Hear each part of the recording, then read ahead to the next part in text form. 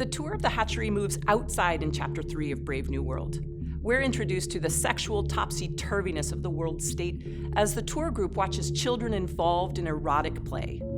We meet his Fordship, Mustafa Mond, the controller who takes over the director's history lesson about sexual play among children.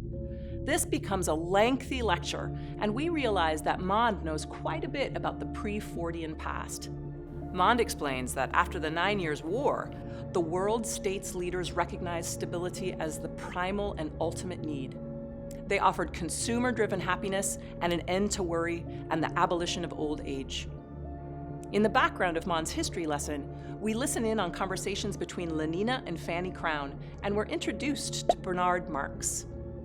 These secondary conversations revolve around state-sanctioned sexual practices. They also portray Bernard as a non-conformist. He's not the size of most alphas, and he's not as fully conditioned about women as other Fordian men.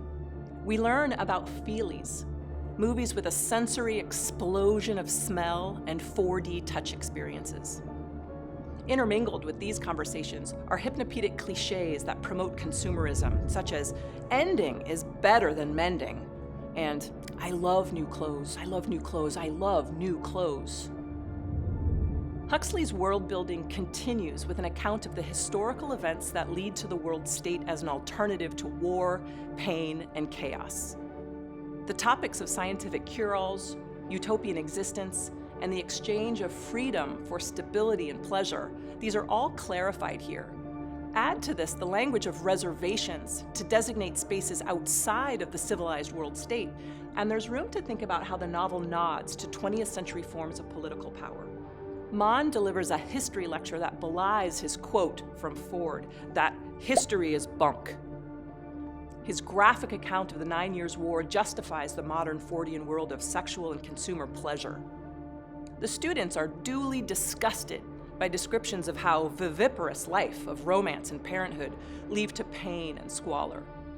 They're also convinced that their science-based education is more advantageous than the lessons rooted in forbidden books and knowledge of the past.